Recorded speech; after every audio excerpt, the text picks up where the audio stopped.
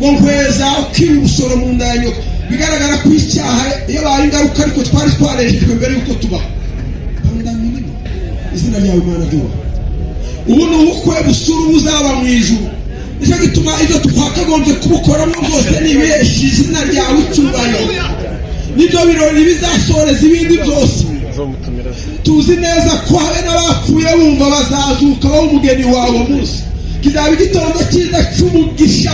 Yohana yarabibonye ariko rwakapati yajugunywe n'umwami Domitian ngo aje mu mbaraga z'umwuka, arabona yerekwa amatorero arindwi yo muri Aziya ntoya. Izina ryawe ryubahwe nyaguhora ku ngoma. Ageze ku bice 19 ngo abona abantu umuntu adashobora kubara, ngo yumva agusumba kumeze kuko amazi menshi, ngo ndetse gukurikirwa n'umuhinda kw'inkuba, ngo bose babwira ku muji umwe ngo ngwino umwami w'Imana, umwana w'Imana, kugira ngo wimye ingoma itazahanguka. Yongeye kubibona ngo abona umugeni arimbishije kuko umugabo ngo arimbishijwe umugore abishe umugabo, ngo yumva ijwi riturutse kuri rya hema panga milima, ngo ururembo rumanutse ruvuye mu ijuru. Iryo jwi riravuga ngo nzaba Imana yanyu namwe muzaba abantu banyu. Mufata igitambaro wenyine uhanagura amarira twaririye mu isi. Ibyo dukora byose zakagombye gushushanya ibizabera mu ijuru. Niko umunyabwenge yavuze ngo imirimo yacu hano ku isi yose ngo yakagombye kuba afite igishushanyo mbonera bibera mu ijuru.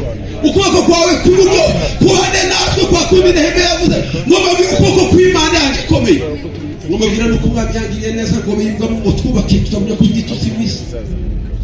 Turi hano ku bukwe bw'abana bacu ni David na Chantal, uwo barembye mu ishusho yawe n'ababyeyi babo batari baba muri conception mu bitekerezo batari, ariko uzi ku itariki izasohora. Mana turagushimiye ku byakozwe mbere y'aya masaha, tugushimiye naho tugejeje. Haleluya! Izina ryawe ryuba, ibisigaye nabyo tubishyize mu biganza byawe, titano kipe personnellement. Ntabwo navuga byasobanura ubushake n'imbaraga byawe. Ibyo dukora n'ubukeregeshwa, cyo cyatumye Paulo abivuga neza. Ibintu byose dukora ni imicagati, wizuzuye n'ibyaza, imicagati zibwiriza ihungu. Ndagushimiye rero ko ibyakozwe twabibayemo mu buryo bumwe cyangwa ubundi, ariko uyu munsi ugiye gusoza umushinga muremure wawe no kugendaza, ariko wagejeje Imana. Ibice bibiri bitambutse turabigushimiye dote ndetse hano mu rusengero hasigaye reception irimo ikorwa ibingibi byose. Iki kintu cyose yerekana ryawe cy'ubuhanga kandi tuze kubisoza ikireze kuri cyo. Tubasabiye urugo rwe ahubekera umwana w'umuntu umuka ubugingo muri we kugira ngo azabe mu isi adatakaje ubumuntu. Reka bo bakurugaho ariko bakomezanye nawe ukuboko kwawe kujya kubana nawe.